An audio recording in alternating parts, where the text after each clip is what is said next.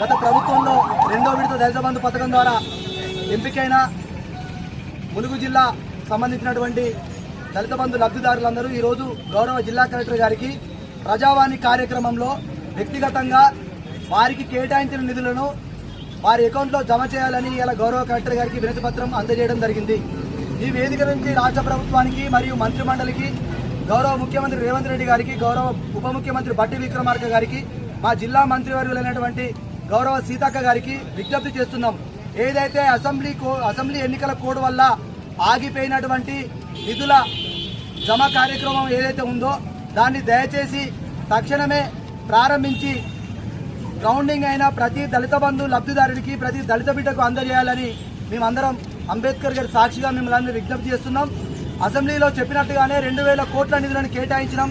దళిత బంధును రద్దు చేయాలనే ప్రక్రియని అందరం స్వాగతించినాం. గత 8